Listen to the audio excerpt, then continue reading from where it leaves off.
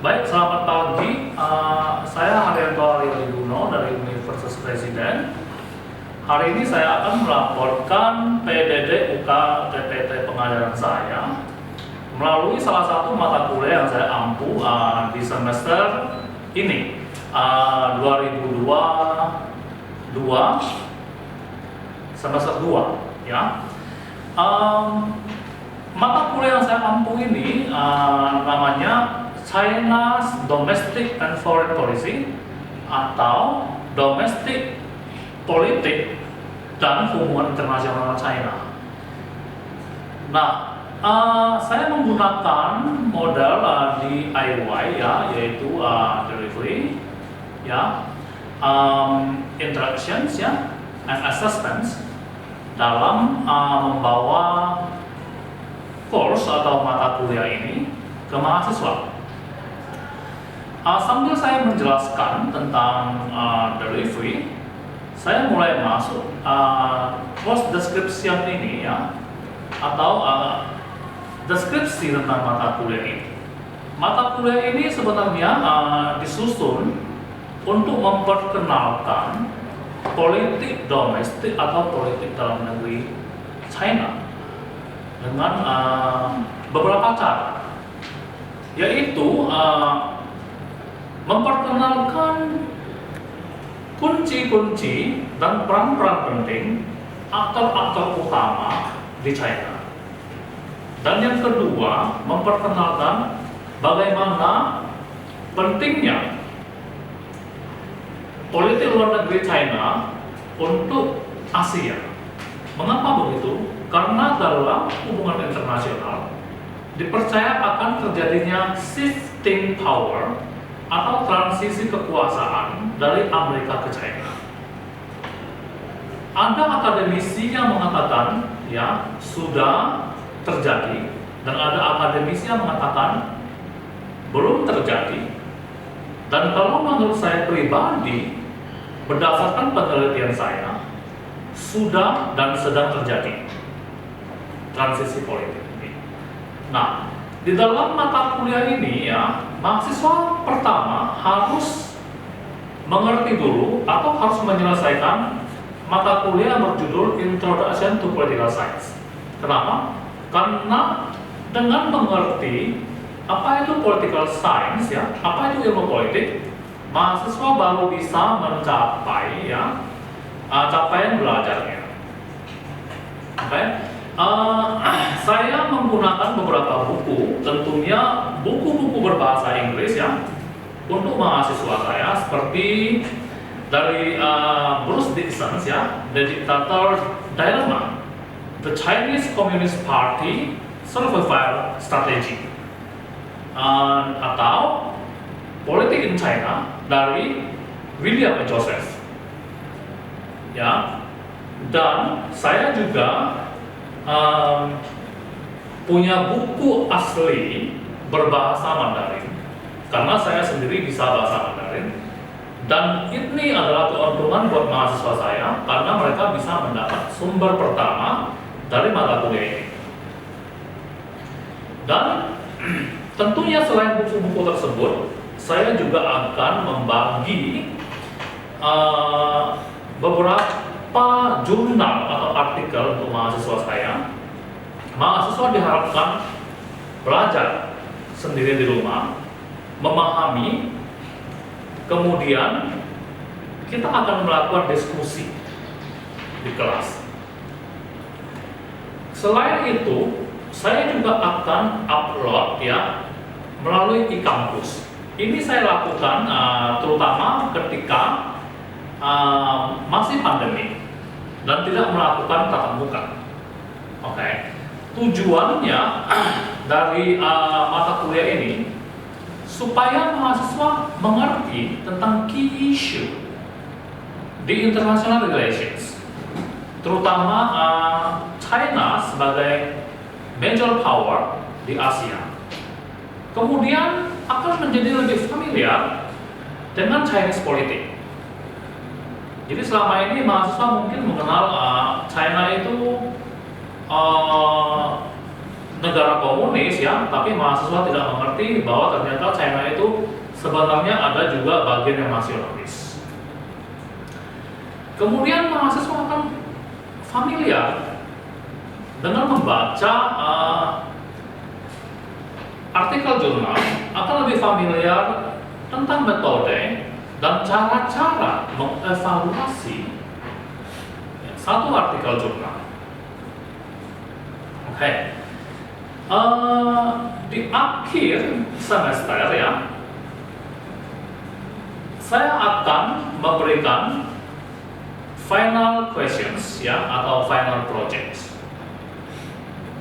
Dan selama semester berjalan, saya akan tidak putus-putusnya ya menanyakan pertanyaan-pertanyaan kepada mahasiswa.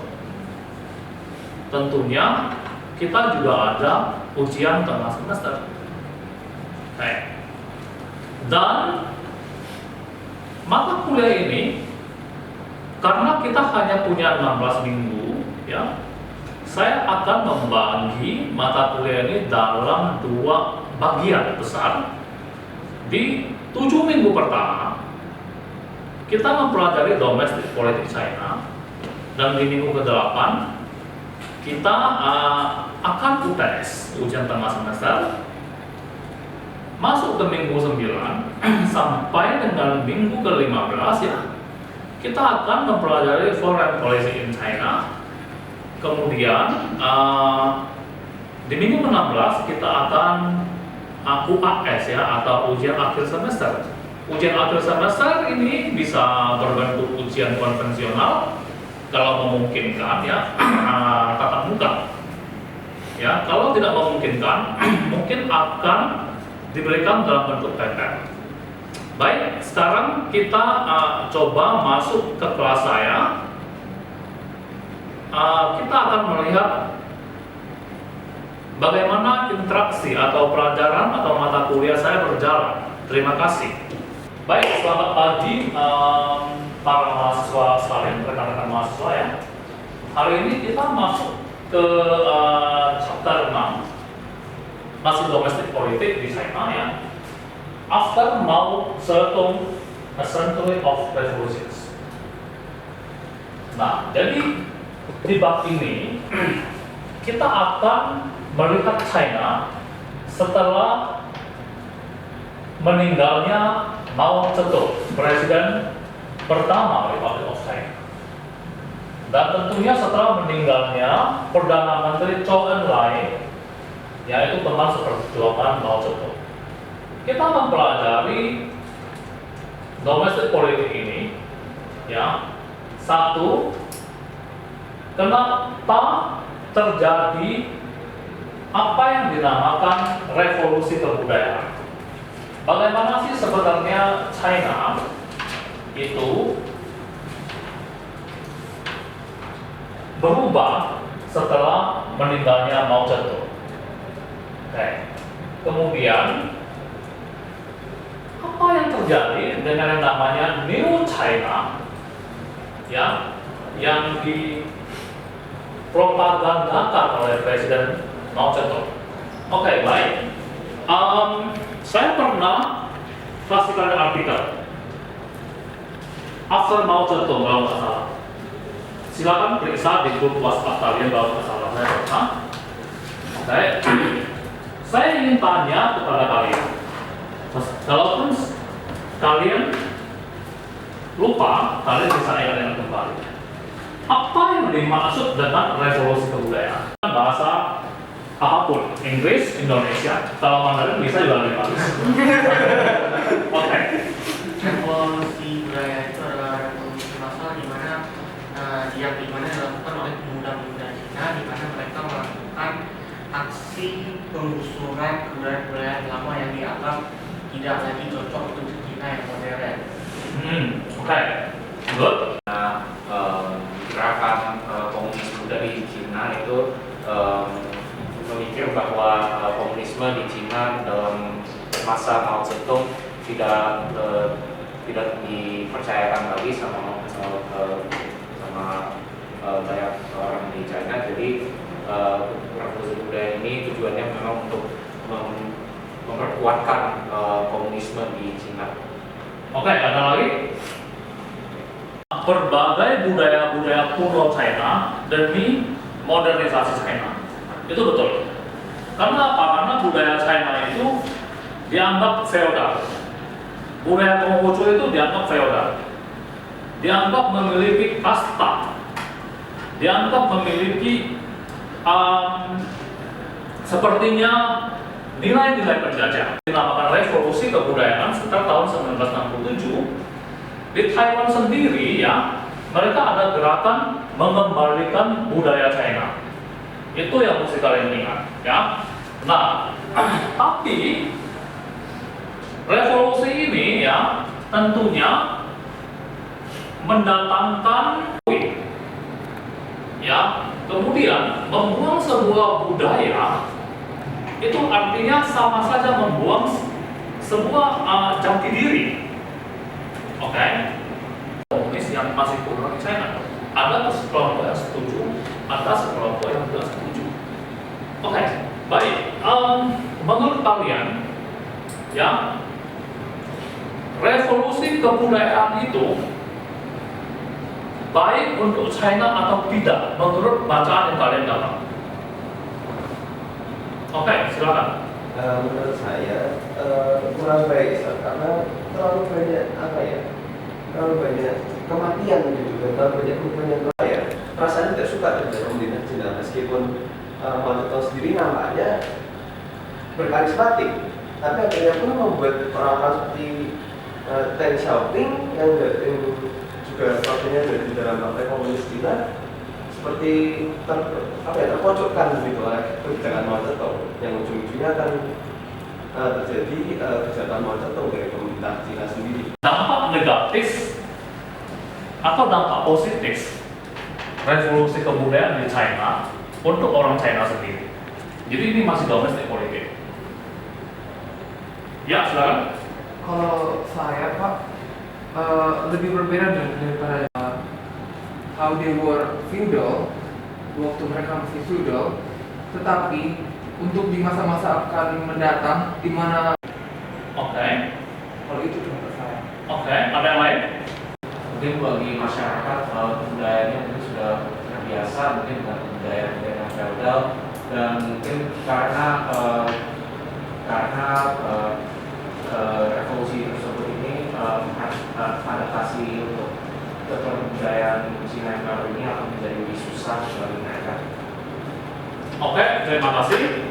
Sekarang ya, saya kasih kalian sebuah artikel untuk kita diskusi. Artikel ini berjudul ya, Setelah Revolusi Kebudayaan. Setuju ya? Nanti kita akan tanya jawab lagi seperti ini. Oke, baik. Baik, demikianlah Bapak Ibu. Ya, salah satu contoh ya sistem pengajaran yang biasanya saya lakukan di kelas. Jadi, satu, saya akan menyampaikan materi melalui PowerPoint atau buku. Ya, kedua, saya akan bertanya kepada mahasiswa, dan mahasiswa yang menjawab saya akan memberikan poin. Ya, dan saya berusaha memberikan waktu yang lebih banyak kepada mahasiswa untuk berdiskusi atau untuk memahami bahasa-bahasa asing yang ada di artikel. Ya. Kemudian ya tentunya saya memberikan waktu juga kepada mahasiswa untuk bertanya kepada saya tentang apa yang mereka tidak mengerti, atau mahasiswa sendiri mengeluarkan pendapatnya atau opininya sesuai dengan yang mereka dapat. Demikian, terima kasih, selamat pagi sekali lagi.